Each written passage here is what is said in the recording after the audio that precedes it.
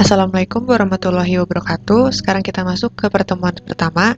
Di sini kita akan bahas tentang database MySQL dan DDL.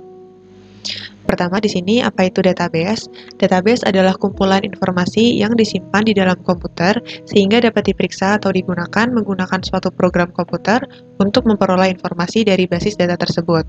Selanjutnya, apa itu SQL? SQL ini kepanjangannya Structure Query Language, yaitu merupakan sebuah bahasa yang digunakan untuk mengakses data dalam basis data.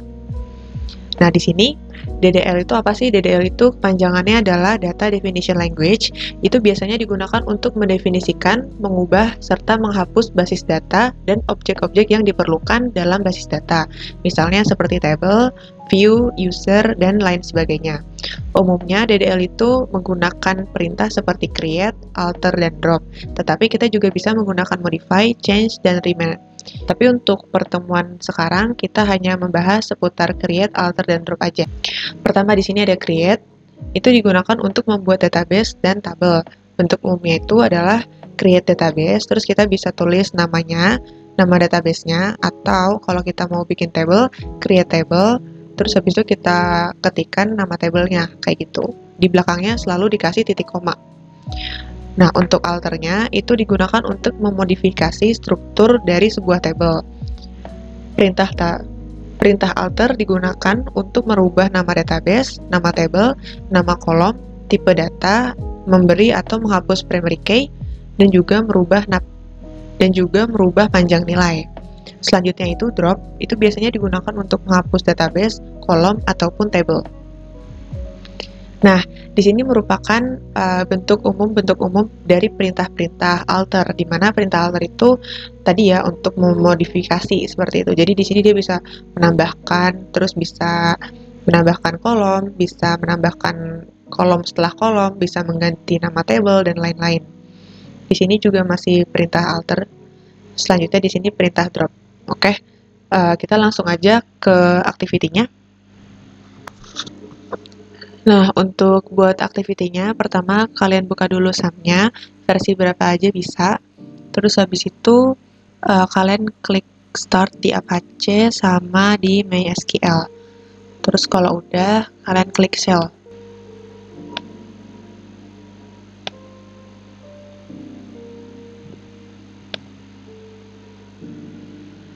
Oke, kalau misalnya kalian udah masuk di shell-nya, sekarang kita ketikkan MySQL spasi -u spasi root.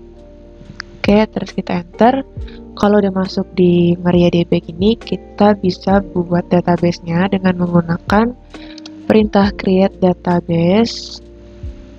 Terus kita kasih namanya, misal namanya maunya lepti underscore sbd underscore pertemuan 1 titik koma, enter. Kalau udah kayak gini, kita bisa ngecek apakah database-nya itu udah terbentuk atau belum dengan cara show databases, titik koma, enter. Nah, di sini udah ada ya, lepti sbd p1. Untuk menggunakan database ini, kita pakai perintah use. Kita masukin nama database yang udah kita buat, lepti underscore sbd underscore p1. Enter.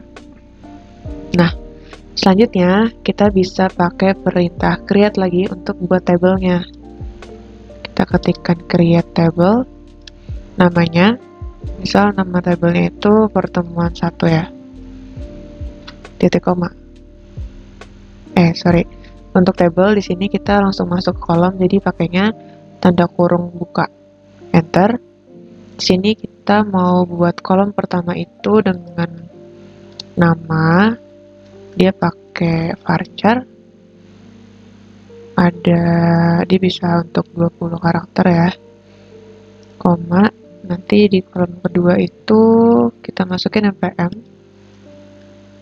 pakai char di sini 10 aja, karena npm itu kayak kode unik, maka dia kita pakaiin primary key, koma, enter. Di sini kita masukin tanggal lahir ya. tanggal lahir.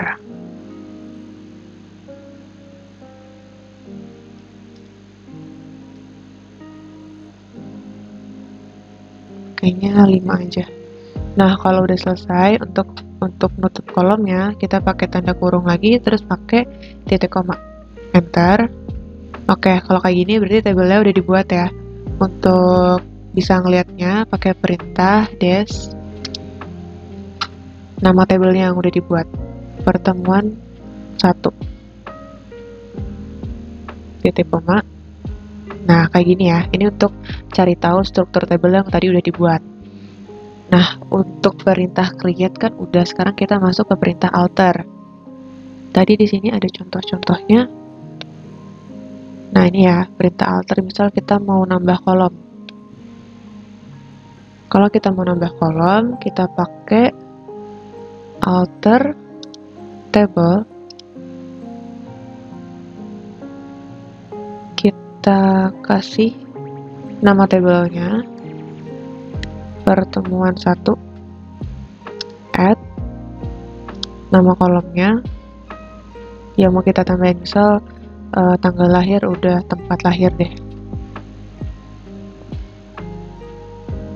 tempat lahir.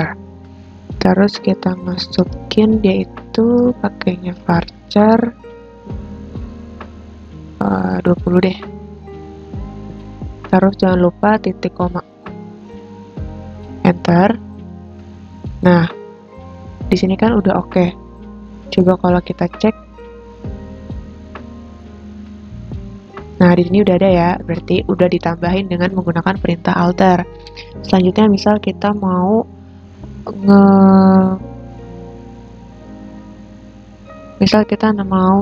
mengganti nama kolom dengan menggunakan perintah alter lagi, alter table, nama tabelnya pertemuan 1, kita pakai perintah change, nama kolomnya yang mau diubah, misal tempat lahir yang tadi baru dibuat, kita ubah jadi jenis kelamin. Terus kita masukin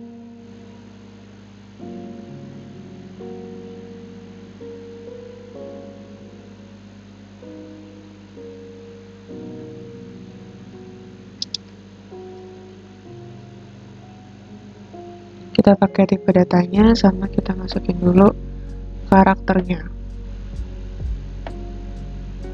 Oke, 10 ya. Terus titik koma. Oke. Terus selanjutnya kita bisa cek atau udah keganti atau belum. Nah, di sini dia udah ganti ya. Mulai dari namanya udah ganti, tipe datanya varchar masih sama, tapi banyak karakternya di sini, yang tadinya 20 jadi 10 kayak gitu. Selanjutnya misal kita mau ganti rename nama table dengan menggunakan perintah rename.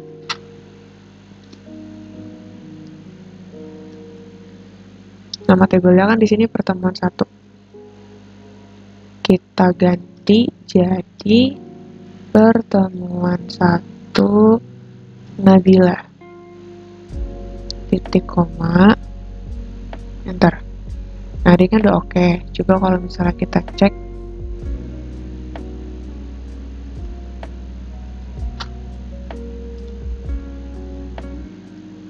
pertemuan 1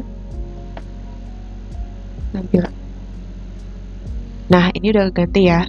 Yang tadinya namanya tabel pertemuan 1 jadinya pertemuan 1 _ Nabila kayak gitu. Ini untuk perintah alternya udah. Sekarang kita masuk ke perintah drop. Nah, tadi untuk perintah drop ini, misal pertama kita mau ngubah atau mau menghapus tabelnya dengan cara drop table, terus habis itu kita ketikin nama tabelnya.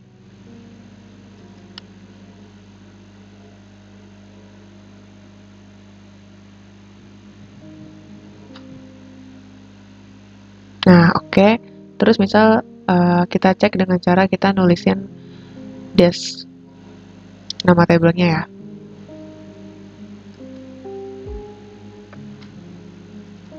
Harusnya nanti error, soalnya kan udah nggak ada. Oke, kayak gini ya, udah nggak ada. Selanjutnya misal kita mau menghapus database-nya, kita ketikkan drop database, terus habis itu kita ketik nama database-nya, yaitu Lepti SBD P1. Koma. Oke, karena ini udah query oke, sekarang coba kita show database untuk ngecek database-nya masih ada apa enggak. Nah, di sini udah nggak ada ya, Lepti underscore SBD underscore P1 udah nggak ada, berarti udah kehapus kayak gitu. Untuk pertemuan satunya cukup sampai di sini aja, nanti sisanya kalau mau nanya-nanya bisa ditanyain di Google Meet. Kurang lebihnya mohon maaf. Wassalamualaikum warahmatullahi wabarakatuh.